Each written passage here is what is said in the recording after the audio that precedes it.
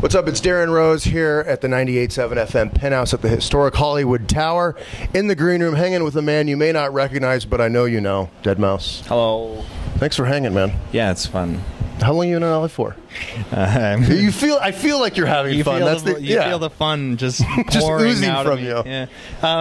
Yeah, I'm in LA till like Saturday. I actually just kind of stopped by to buy some camera equipment. On a scale of 1 to 10, how much do you love or hate LA? LA, well, you know, for the sake of not getting burned, I'm gonna say 10. I love it. It's great. You do love it? No, I do like it. It is a cool place. I feel like you're kind of equal parts music head and techie. Is that an accurate description? Yeah, absolutely. What's your favorite, before we get into the music, because I want to talk about some of that, but what's your favorite piece of tech equipment? What could you not live without? I did commission a massive like Modcan. It's a big modular synth, and Modcan makes you know, a certain type of modular synth, and they make so few of them. I think me and Daft Punk and Mastercraft are the only like 3 artists using this particular guy's synth, and he's in Toronto, based too, which had actually made it pretty convenient. Yeah, so I can go to his house, right? And hit him up. Yeah, say, hey buddy, what's taking so long? But no, it was like a 12-month-long build, like, for this synth. Like, it's literally the length of the wall. It's huge. Jeez. And it's just a big, fun, guilty pleasure toy. You know, like it does occasionally make its way onto tracks, but it's just more of a big, like, it looks like an old operator-style switchboard thing with the monophonic plugs. So on to music. What was on the stereo speakers growing up for you? What was your first exposure to music? What kind of artists and bands? Or the first CD I ever bought was Enter Sandman, actually. Enter Sandman? Yeah. Yeah, Metallica. Yeah, it was pretty good. So were you more of like a rock dude growing up? No. Or hip-hop? I didn't go as far as the long hair and shit, though I did kind of roll in that circle. I had a couple little metalhead friends and stuff like that, and they're all good kids, and that's because you know high school is so cliquey. Sure. Especially in the late '90s, it was all like, you know, you had your Manson guys and Nine Inch Nails guys. Your Limp Bizkit dudes. Your Limp Bizkit. No, we didn't actually have those. Oh, you didn't have not in Canada. No, yeah. No, they never. You had your Alanis Morissette crew, probably. We've totally avoided that whole plague. Yeah. We had Alanis Morissette fans and Bryan Adams. Bryan Adams and that other one. Who else do I know? Celine Dion. Come on. Celine Dion, yeah. Oh, Tom Cochrane, Life is a Highway. And Nardwuar. No.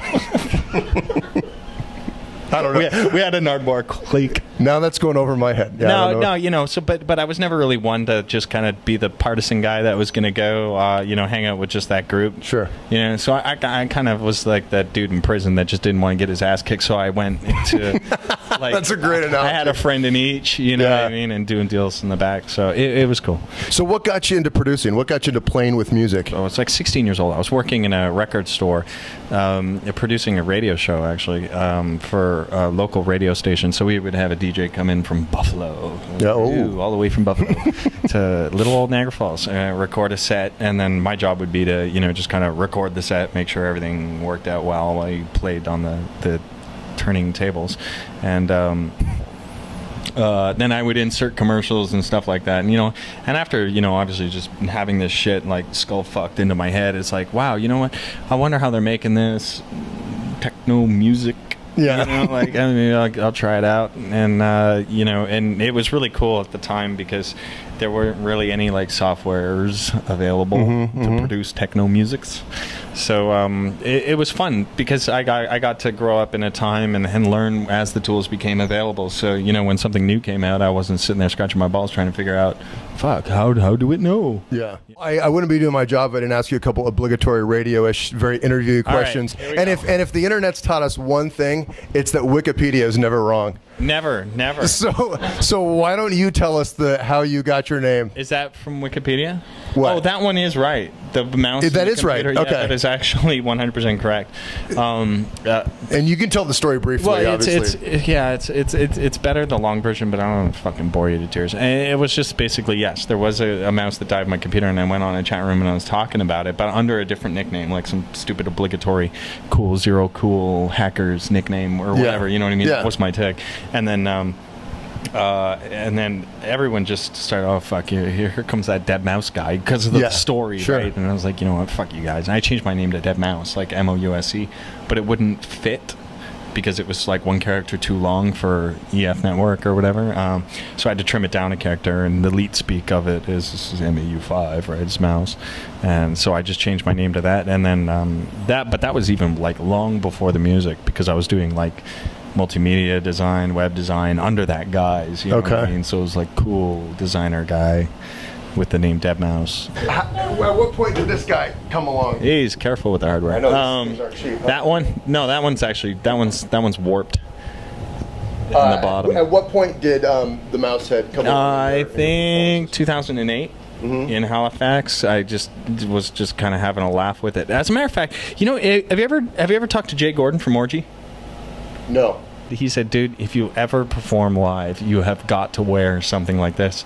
And then it wasn't until like 5 years later that I actually did, but I mean, it always stuck in my head. So that was like early 2000, and then you started wearing it. Yeah, that's when like Punk Static Paranoia, his album with his Blue Monday cover or whatever was out. That's like right when that conception kind of came to be, and I sort of owe him for that. In a non-financial way, of course. We've been spinning the track you did with Gerard Way, Professional Griefers. Yeah. Tell us real quick how that collaboration came together. So we were at Tea in the Park, and you know how on the big stages, like when you're going up, there's usually like a back, like through the back line up on one side, and then there's another one on the other side too for whatever. So Gerard was going up the one side, and I was going up the other side, and I had a lighter.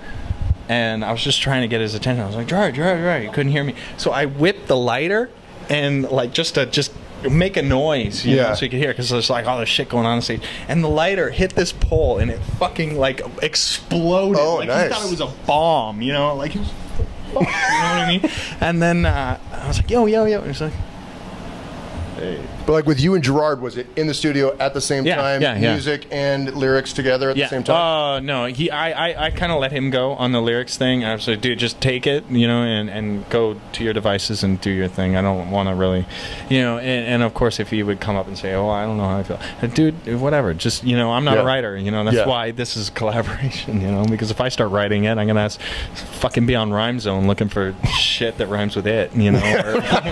You just did it. It's brilliant. Whoa, what a hit. Yeah. Sounds like a pop song.